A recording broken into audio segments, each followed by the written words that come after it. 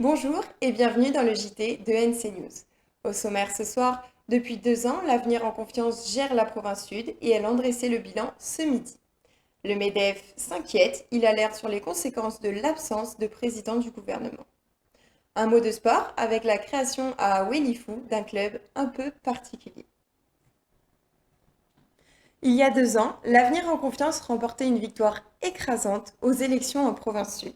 2 ans plus tard, ses responsables, en particulier Sonia Backès, dressaient le bilan de ses 2 premières années de mandature. Le dimanche 12 mai 2019, l'Avenir en confiance remportait haut la main les élections provinciales en province sud. Ce matin, l'équipe à la tête de la Maison Bleue a dressé un bilan de ses 2 premières années de mandature. En 2 ans, elle dit avoir obtenu un certain nombre d'avancées, malgré la crise du coronavirus et les dissensions.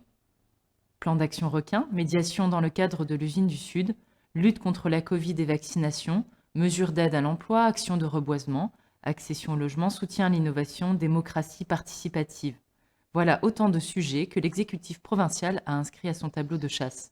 Il a également évoqué la poursuite du développement des énergies renouvelables, le renforcement des mesures de sécurité et la lutte contre les violences faites aux femmes.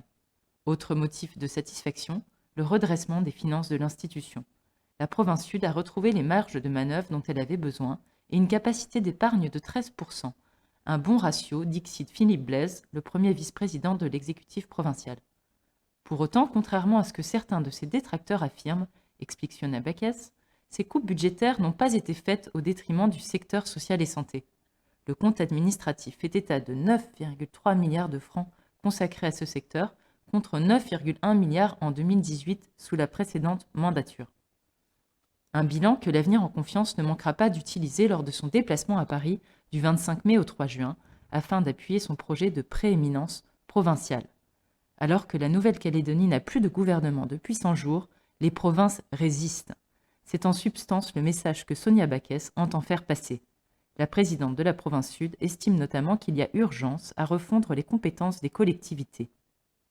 Il y a un millefeuille administratif qui fait que quand on veut s'attaquer à un sujet, on a malheureusement souvent le blocage de. Quand on veut s'attaquer à l'alcool, on a une partie qui est au gouvernement, une partie qui est aux communes, une partie qui est à la province, c'est l'enfer. Donc on essaie de prendre les bouts qu'on peut pour essayer de faire avancer les choses, de travailler en concertation avec les différentes collectivités, mais il y a un réel besoin de simplifier notre millefeuille administratif, c'est clair. On arrive au bout de l'accord de Nouméa. Alors, élément à prendre en considération dans un éventuel référendum de projet, ou bien préambule à un nouvel accord? L'avenir nous le dira. Sans surprise et malgré les promesses des indépendantistes, le gouvernement n'a toujours pas de président. Ce lundi, le monde économique tirait la sonnette d'alarme sur les conséquences de cette instabilité. Mimsi Délé, la présidente du MEDEF-NC. Eh ben oui, 100 jours, c'est symbolique, mais en même temps, c'est très très long quand on attend des décisions structurelles sur l'économie de la Nouvelle-Calédonie, quand on attend même à très court terme des décisions, un budget d'investissement qui soit un petit peu plus ambitieux que celui évidemment que l'État a pu produire, et le pauvre ne pouvait pas vraiment faire mieux.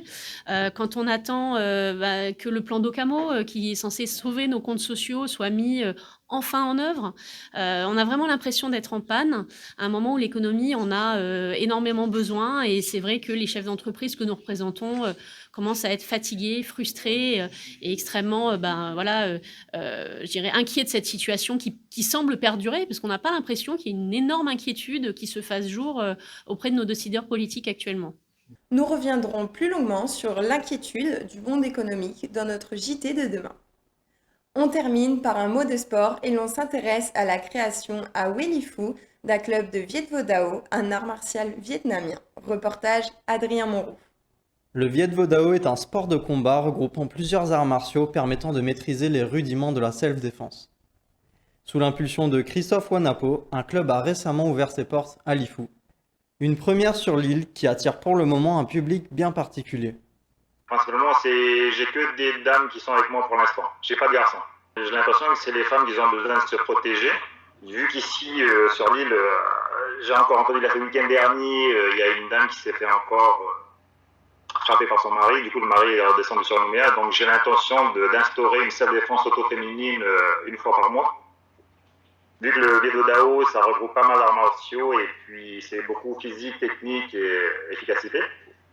Du coup, avec ça, je pourrais les aider un peu, au lieu de se faire frapper maintenant, de répondre. Il y a trop de violence ici à Lifou, il n'y a pas que à Lifou, il y a les autres îles aussi. Donc du coup, ils se disent ça peut leur servir. Des techniques efficaces qui permettent de se défendre malgré la différence de gabarit. Et je parle beaucoup d'utiliser la force de son partenaire, du coup ça leur plaît. Je dis plus on est grand, plus on est fort, plus on va tomber. Du coup, je dis ah ok, du coup je leur montre aussi les points vitaux à frapper en premier. Maintenant il faut savoir où les frapper, où aligner ses frappes pour vraiment faire tomber. Le club de Lifou prévoit, une fois plus structuré, d'emmener ses élèves à Sydney ou au Vietnam pour rencontrer les grands maîtres de la discipline.